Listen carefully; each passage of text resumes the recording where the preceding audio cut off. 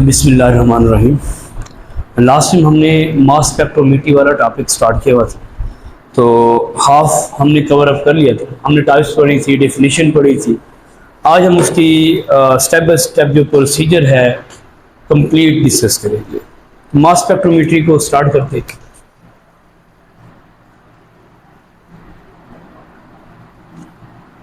मास spectrometer, देखिए मास spectrometer एक ऐसा इंस्ट्रूमेंट है जो हमें किसी भी एक एलिमेंट के डिफरेंट आइसोटोप्स के एटॉमिक मास बताता है। सिंपल, उनकी रिलेटिव बॉन्ड्स बताता है। उसके बाद हम आइसोटोप्स को सेपरेट कर लेते हैं, हमें पता चल जाता है कौन सा आइसोटोप नेचर में कितना परसेंट है। तो इस मास स्पेक्ट्रोमीटर को यूज कैसे करते हैं, स्टेप बाय स्टेप कुछ स्टेप्स हैं। सबसे पहला जो स्टेप है मास स्पेक्ट्रोमीटर का, जी इवेपोराइजेशन।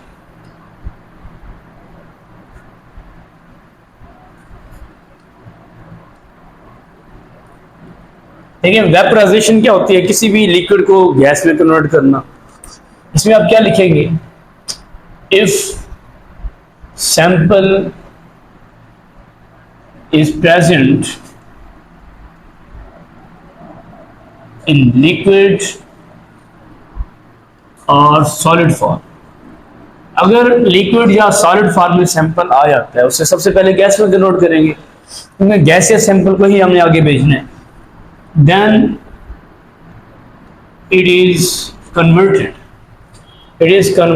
किस में कन्वर्ट करेंगे, वेपर्स में। converted into vapors before entering into ionization chamber।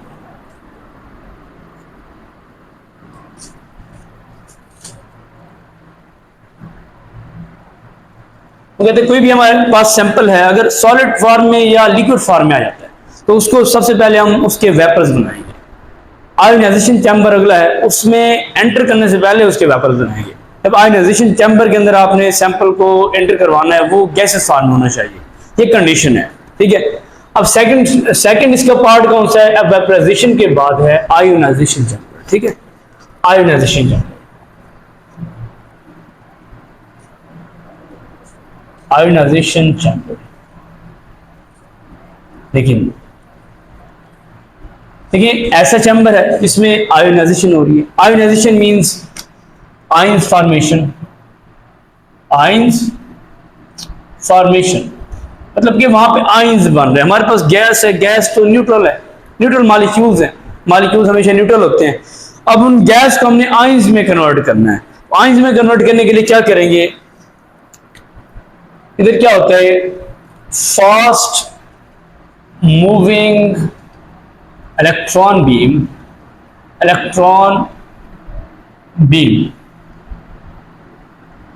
is thrown on gaseous sample।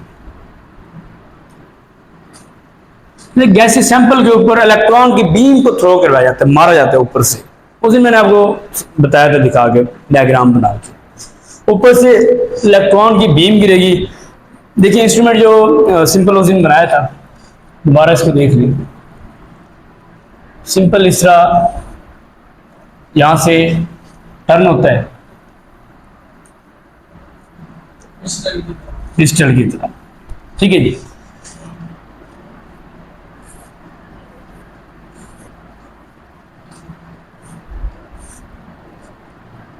यहां से हमने सैंपल को एंटर करना होता है।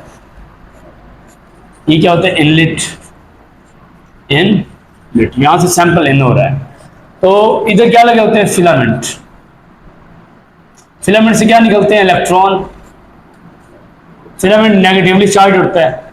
नीचे क्या लगा होता है, एनोड, जिसको हमने पॉजिटिवली चार्ज किया होता है, पॉजिटिवली चार्ज एनोड, जिसको हम एनोड कहते हैं।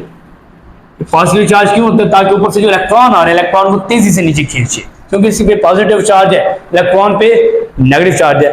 इलेक्ट्रॉन नीचे ऐसे खींच के आएंगे, अट्रैक्शन से आएंगे, तो इसलिए हम नीचे एनोड लगाते हैं। अब होता क्या है, हमने यहाँ पे वेपोराइजेशन कर दी। वेपोराइजेशन हमने सैंपल को गैस में कन्वर्ट कर दिया सबसे पहले। हमने काम किया ही नहीं। उसके बाद उस सैंपल को गैस में कन्वर्ट करने के बाद क्या करेंगे, एंटर करेंगे। यहाँ पे सैंपल इन हो गया। सैंपल किस फॉर्म में है, गैसेस फॉर्म के अंदर। सैंपल्स की गैस मॉलिक्यूल्स हैं, दूर दूर पड़ेंगे।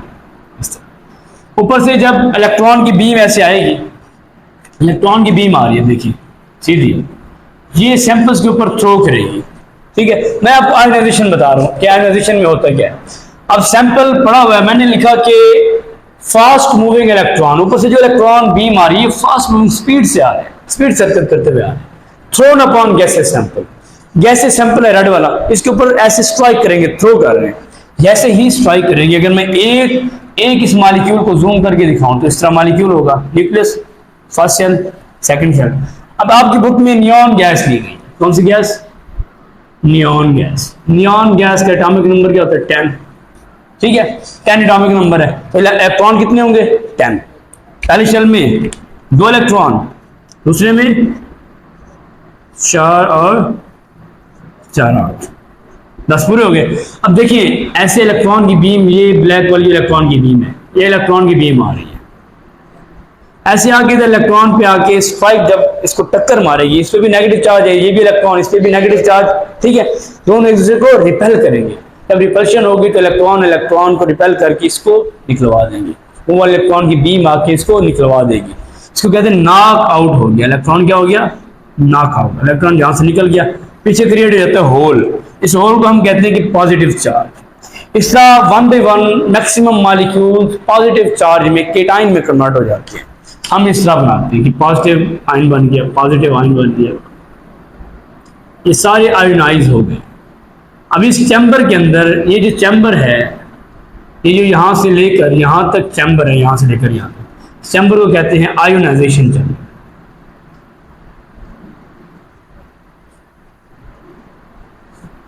इसको आयोनाइजेशन चैम्बर क्यों कहते हैं, क्योंकि इसमें न्यूट्रल गैस के मॉलिक्यूल्स आयंस में कन्वर्ट हुए हैं। आयंस की फॉर्मेशन को हम कहते हैं आयोनाइजेशन। ठीक है, ये क्लियर है, शॉर्टकट में आता है कि note on ionization chamber. Electron beam throw करेगी on gas sample and gaseous molecules are converted into ions, and these ions are attracted towards accelerating plates. ये फर्दर आगे एक्सेलरेटिंग प्लेट की तरफ अट्रैक्ट होते हैं। ठीक है, अच्छा ये जो वेपर्स हैं, वेपर्स का जो अंदर ये हमारे पास गैस के वेपर्स हैं, इनके जो प्रेशर होता है 10⁻⁻⁴ to 10⁻⁷ टॉर, इतना टेम्परेचर हमने मेंटेन रखना होता है। सॉरी, प्रेशर, ये 10⁻⁷ to 10⁻⁴ टॉर इसका प्रेशर होगा। इतना लो प्रेशर की वजह क्या है, तो जो अगर हम हाई प्रेशर रखते हैं तो ये मॉलिक्यूल्स करीब आ जाएंगे, जब करीब आएंगे तो स्ट्राइक करेंगे, आपस में टकराएंगे। तो हम इस स्ट्राइकिंग से बचने के लिए हम इनका प्रेशर लो रखते हैं ताकि दूर दूर। ठीक है, प्रेशर हमने कितना रखना है, आपका एमसीक्यूज है 10⁻⁴ to 10⁻⁷ torr. Torr is unit of pressure. अब ये आयोनाइजेशन चैम्बर था, इसकी एक्सप्लेनेशन आपने इस तरह लिखनी है। उसके बाद नेक्स्ट होता है एक्सेलरेटिंग प्लेट्स, नेक्स्ट आता है नेगेटिव प्लेट। ये मैंने एक प्लेट बताई थी, इस तरह परफोरेटेड होती है। परफोरेटेड कहते हैं सुराखदार, जालीनुमा। एक प्लेट इधर होती है, 3 प्लेट्स लगी होती है, एक आगे लगी होती है, 3 प्लेट्स। इधर क्या होते हैं, मैग्नेट लगे होते हैं।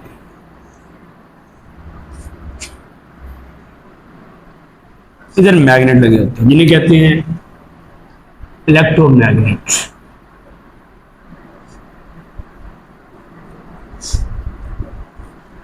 अब इनमें क्या होता है, सुराख होता है, इधर परफोरेटेड होती है, एक एक होल किया होता है। ठीक है, अब देखिए ये क्या था, नेगेटिव प्लेट। इस पे इसको हम पोटेंशियल देते हैं, यहां से लेकर यहां तक इलेक्ट्रिक पोटेंशियल, इसको कहते हैं इलेक्ट्रिक पोटेंशियल। इलेक्ट्रिक फील्ड से जुड़ा होता है, इलेक्ट्रिक पोटेंशियल 500 वोल्ट से लेकर 2000 वोल्ट का देती है। इतना, इसको कहते हैं हाई पोटेंशियल। इतना हाई पोटेंशियल देते हैं तो ये क्यों देते हैं? ताकि ये जो हमारे पास पॉजिटिव केटाइंस हैं ये इन प्लेट्स की तरफ अट्रैक्ट हों। इसके ऊपर नेगेटिव चार्ज आ जाता है, इसको हम देते हैं नेगेटिव पोटेंशियल। नेगेटिव पोटेंशियल देते हैं ताकि ये पॉजिटिव केटाइन है इसकी तरफ अट्रैक्ट हों, सारे इसकी तरफ मूव करें, तेजी से मूव करें। इतना हाई पोटेंशियल देते हैं कि ये जो हमारे पास पॉजिटिव आइंस हैं ये फास्ट मूविंग आइंस बन के तेजी से यहां से गुजर जाते हैं।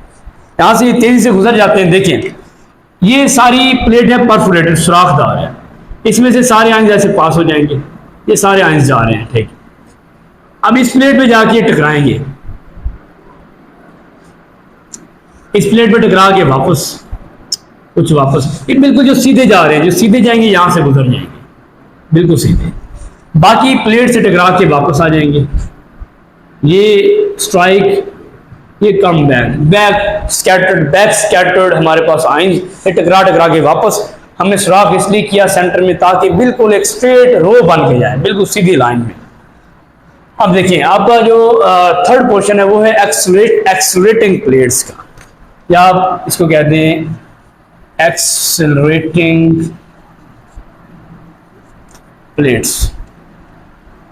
हमने 3 एक्सेलरेटिंग प्लेट्स लगाई हुई हैं, ठीक है। इसमें आप क्या लिखेंगे? Potential difference of 500 volt to 2000 volt is applied across accelerating plates। इतना ज्यादा पोटेंशियल हम देते हैं सो दैट, इसलिए देते हैं, क्यों देते हैं? So that the ions of gas move fastly from these plates। कि ये जो हमारे पास आइंस हैं तेजी से यहां से मूव करके स्पीड से, इसलिए हम हाई पोटेंशियल देते हैं। अब बिल्कुल स्ट्रेट लाइन यहां पे आ चुकी है, स्ट्रेट लाइन में आइंस आ चुके हैं। हमारे पास गैस कौन सी थी? Neon gas. नियॉन गैस से हमारे पास सैंपल नियॉन गैस का था। अब नियॉन गैस के 3 आइसोटोप्स होते हैं। नियॉन गैस के 3 आइसोटोप्स होते हैं। एक होता है नियॉन 20, एक होता है नियॉन 21, एक होता है नियॉन 22। 3 आइसोटोप्स हैं नियॉन गैस के। अब तीनों आइसोटोप्स की 3 रोज बनेंगी। एक, ये दूसरा आइसोटोप, ये तीसरा आइसोटोप है। 3 आइसोटोप्स अलग अलग सेपरेट होके आते हैं। यहाँ पे आयंस की सेपरेशन हो जाती है, आयंस की यहाँ पे सेपरेशन हो गई है। ये सेपरेशन क्यों हुई है? नेक्स्ट हमने लगाया हुआ है मैग्नेट, जिसको हम कहते हैं मास एनालाइजर। इन मैग्नेट्स को हम कहते हैं मास एनालाइजर। मास एनालाइजर, या इधर लिखिए मैग्नेटिक फील्ड। मैग्नेटिक फील्ड कोई भी हेडिंग दे सकते हैं। अब हमने यहाँ पे इलेक्ट्रोमैग्नेट लगाए हुए हैं, मैग्नेटिक फील्ड अप्लाई की हुई है। ये मैग्नेटिक फील्ड इन आयंस को मजबूर करती है कि ये अपना रास्ता कर्व कर लें, मोड़ लें। ये इनको सर्कुलर पाथ में मूव करवाती है, ठीक है। ये जो मैग्नेटिक फील्ड हमने ऊपर से अप्लाई की हुई है ये बिल्कुल परपेंडिकुलर होती है, ये बिल्कुल 90 के एंगल पे हमने अप्लाई की होती है, perpendicular to the path of ions. ये हमारे पास मैग्नेटिक फील्ड है, magnetic field is applied perpendicular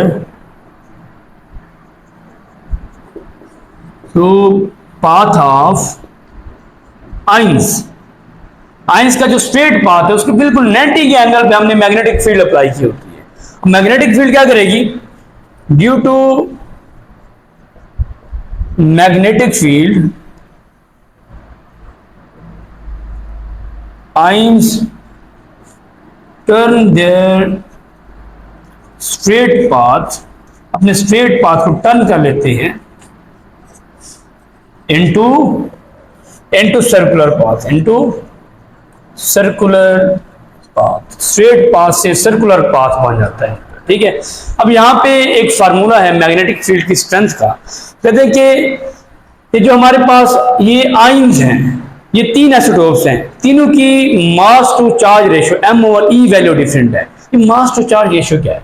कहते हैं तीनों की जो m ओवर e वैल्यू है, मास टू चार्ज रेशियो, यानी कि उसका एटॉमिक मास कितना है, उसमें चार्ज कितना है। लेकिन नियॉन में से एक इलेक्ट्रॉन निकला है, तो नियॉन पे चार्ज कौन सा आएगा? वन पॉजिटिव चार्ज आएगा नियॉन के ऊपर। तो मास नियॉन का जो होता है वो हमारे पास एक का होता है 20 चार्ज है +1, दूसरे का है 21 चार्ज भी +1, तीसरे का है 22 चार्ज भी +1। चार्ज सेम है लेकिन एटॉमिक मास चेंज हो रहा है। तो m ओवर v ई वैल्यू तीनों की डिफरेंट होगी, एक 20, दूसरा 21, तीसरा 22।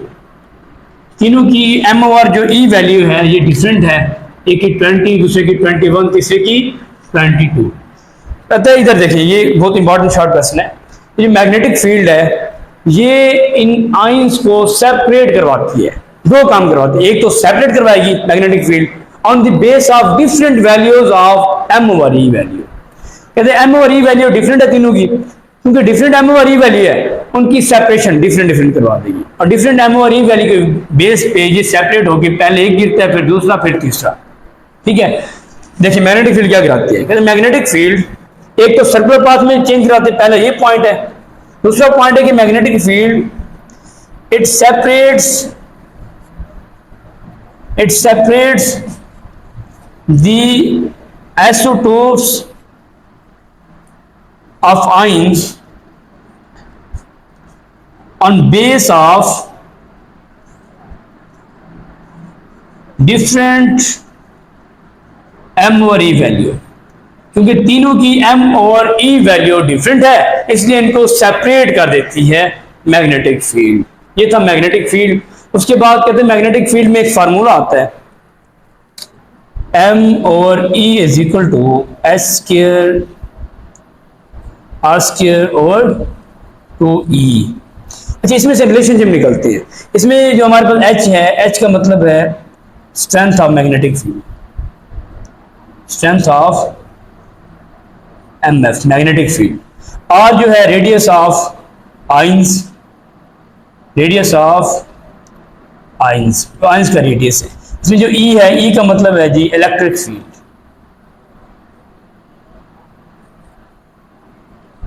अब देखिए m over e value electric field के इनवर्सली प्रोपोर्शनल है और r के भी इनवर्सली प्रोपोर्शनल है। m ओवर e वैल्यू अगर r से देखें तो इसका डायरेक्ट रिलेशन है, बिल्कुल सीधा। देखिए m over e value r square से डायरेक्ट रिलेशन है, मतलब जितना मास टू चार्ज रेशियो होगी उतना हमारे पास आइंस का क्या होगा, रेडियस होगा, उतना आइंस दूर गिरेगा। देखिए तीन मास चार्ज रेशियो का आइंस है 20, 21 और 22। तो कौन सा सबसे, किसका आर रेडियस सबसे ज्यादा होगा, इसकी मास चार्ज रेशियो सबसे ज्यादा है, किसकी ज्यादा है, 22 वाले की, उसका रेडियस सबसे बड़ा बनेगा, वो सबसे एंड पे गिरेगा।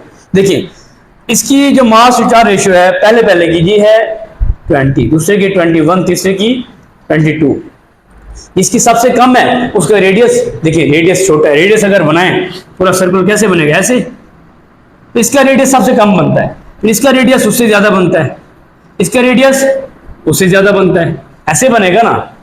तो जिसका रेडियस सबसे कम है उसकी कम मास चार्ज रेशियो है, उसका एटॉमिक मास कम है 20 है, इसका एटॉमिक मास ज्यादा, उसका रेडियस बड़ा, इसका एटॉमिक मास उससे ज्यादा, उसका रेडियस उससे भी बड़ा। मतलब रेडियस ज्यादा तब होगा जब मास टू चार्ज रेशियो ज्यादा होगी, डायरेक्ट रिलेशन है। कहते अगर हम h को कांस्टेंट कर दें, h स्क्वायर, यानी कि मैग्नेटिक फील्ड को हम चेंज ना करें, कांस्टेंट कर दें, तो कहते हैं हमारे पास e को बढ़ाने से r रेडियस भी बढ़ेगा। तो हम अगर h कांस्टेंट कर दें, h इज कांस्टेंट, ये आपके एमसीक्यूज है, अगर h कांस्टेंट हो तो कहते हैं e को बढ़ाने से, इलेक्ट्रिक फील्ड को बढ़ाने से रेडियस r भी इंक्रीज होगा, रेडियस भी सर उन आइंस का बढ़ेगा। ये यहाँ से आपके एमसीक्यूज आते हैं। इस फार्मूले को आपने याद रखना है, लाजमी आपने मास एनालाइजर के टॉपिक में। नेक्स्ट होता है आयन कलेक्टर यानी कि डिटेक्टर, इसको हम इलेक्ट्रोमीटर भी कहते हैं। ये इसको कहते हैं इलेक्ट्रोमीटर। इलेक्ट्रोमीटर इसके 3 नाम हैं। इसको आयन कलेक्टर भी कहते हैं, आयन कलेक्टर क्योंकि आयन को कलेक्ट कर रहा है, कलेक्टर।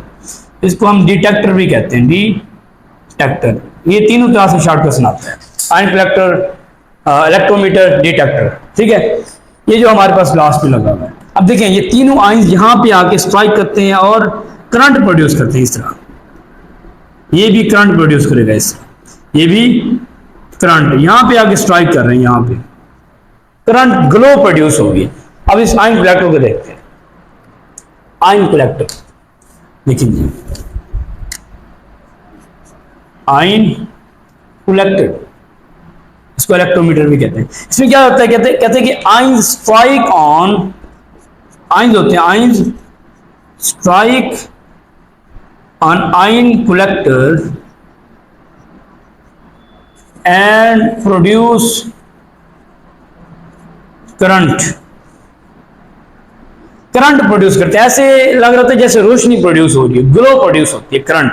करंट प्रोड्यूस करते हैं, जितना ज्यादा करंट होगा, कहते strength of current, strength of current gives the relative abundance of isotopes। देखिए रिलेटिव अबंडेंस का क्या मतलब है, परसेंटेज ऑफ आइसोटोप्स। ठीक है, कहते हैं जितना करंट की स्ट्रेंथ होगी, इतना तेज करंट प्रोड्यूस होगा, उतना ज्यादा उस आयंस की अबंडेंस होगी। कहते हैं ये जो हमारे पास 20 वाला आइसोटोप है, जब ये गिरता है, इधर स्ट्राइक करता है, तो इसकी सबसे ज्यादा करंट की स्ट्रेंथ होती है, सबसे ज्यादा। उसके बाद 22 की होती है, इसकी बिल्कुल थोड़ी सी स्ट्रेंथ होती है। कहते हैं हमारे पास नेक्स्ट लगा होता है रिकॉर्डर, इधर लगा होता है रिकॉर्डर। नेक्स्ट हमारे पास रिकॉर्डर लगा होता है। रिकॉर्डर में जहां पे डाटा सारा रिकॉर्ड हो रहा होता है, रिकॉर्डर, डिस्प्ले स्क्रीन जिसे कहते हैं। कहते रिकॉर्डर क्या करता है, वो सारा रिकॉर्ड बना के ग्राफ बना के शो करता है, जिसे हम कहते हैं मास स्पेक्ट्रोग्राफ। वो ग्राफ की शक्ल में हमारे पास तीनों आइसोटोप को अलग अलग कर देगा। ये ग्राफ कैसे होगा, देखिए जब मैं ग्राफ बनाता हूँ, इधर देखिए ग्राफ कुछ इस तरह होगा। रिकॉर्डर, लास्ट आपका पॉइंट है रिकॉर्डर। ये तीनों आपने पॉइंट एक्सप्लेन करने, ये लॉन्ग क्वेश्चन आता है। रिकॉर्डर क्या बनाता है, इट प्लॉट्स a graph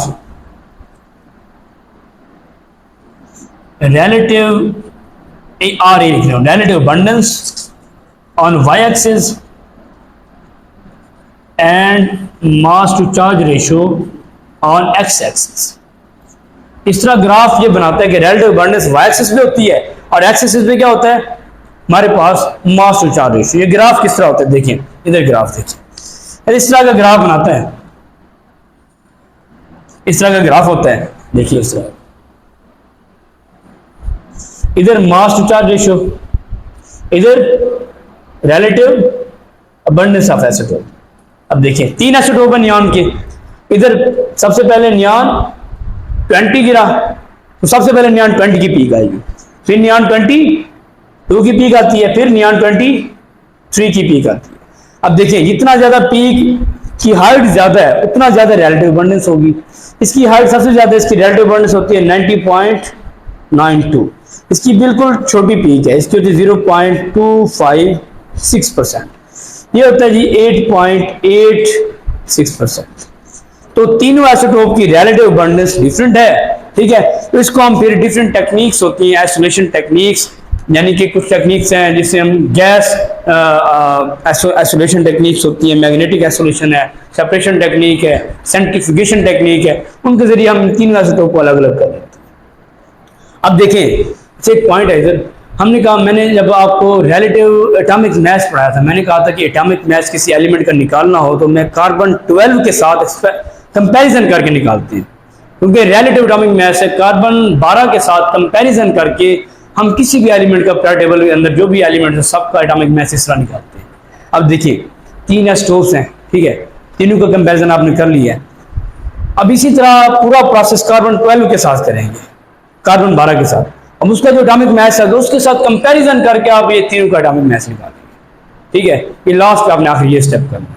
हमारे पास इस तरह 3 स्टेप, हमारे पास ये ग्राफ आता है जिसे हम कहते हैं मास स्पेक्ट्रोग्राफ। ये भी आपने हेडिंग दे सकते हैं, मास स्पेक्ट्रोग्राफ।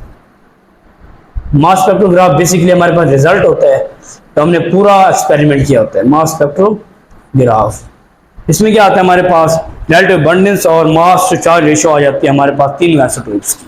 तो हमने आज के टॉपिक में मास स्पेक्ट्रोमीटर की डिटेल पढ़ी। इसमें हमने neon gas as a sample लिया, नियॉन गैस के 3 आइसोटोप हमने सेपरेट करके दिखाया और स्टेप बाय स्टेप हमने बताया कि मास स्पेक्ट्रोमीटर में क्या क्या स्टेप होता है, कहाँ कहाँ पे आयंस के साथ क्या होता है, इसको आपने देख लेना है।